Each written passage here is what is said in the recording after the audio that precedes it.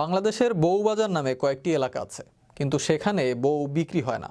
অথচ পৃথিবীর এমন কিছু দেশ আছে যেখানে বিয়ের পাত্রী কেনাবেচা হয়। বুলগেরিয়ার একটি বাজার রয়েছে যেখানে বিয়ের পাত্রী বিক্রি হয়। বিস্তারিত থাকছে ডেস্ক রিপোর্টে।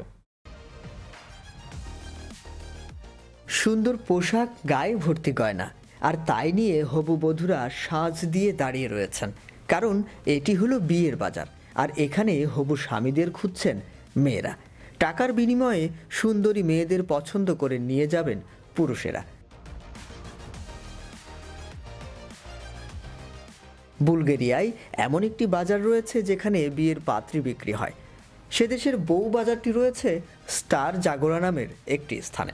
পুরুষেরা সেই বাজারে তাদের পরিবার নিয়ে যান এবং নিজের পছন্দ মতো সুন্দরী মেয়েদেরকে কিনে নিয়ে চলে যান।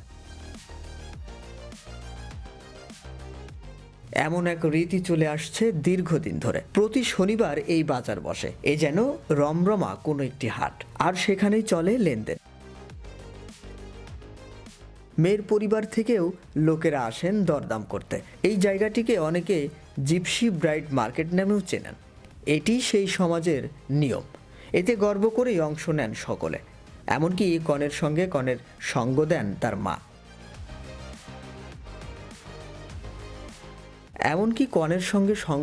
তার মা। এমনভাবে সঙ্গ দেন যেন তার গর্ব হচ্ছে যে তার মেয়ে এই বাজারে উপযুক্ত হয়ে উঠেছে।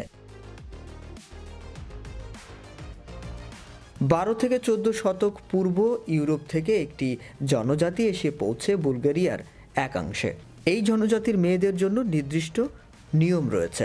তারা সাধারণত গ্রামে একে অপরের থেকে দূরে থাকেন। মেয়েরা জনজাতির ছেলেদের সঙ্গে দেখাও করতে পারেন না।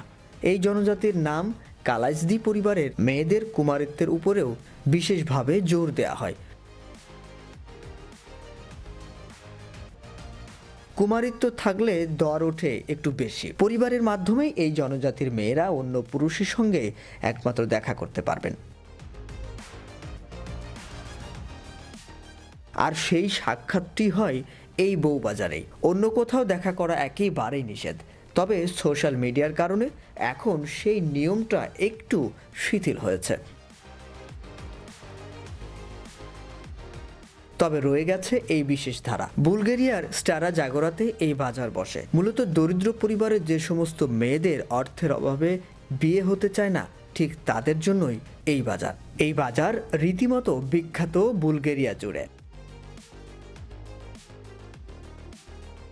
শাহরিয়ার আহমেদ, বিশ্ব বাংলা 24।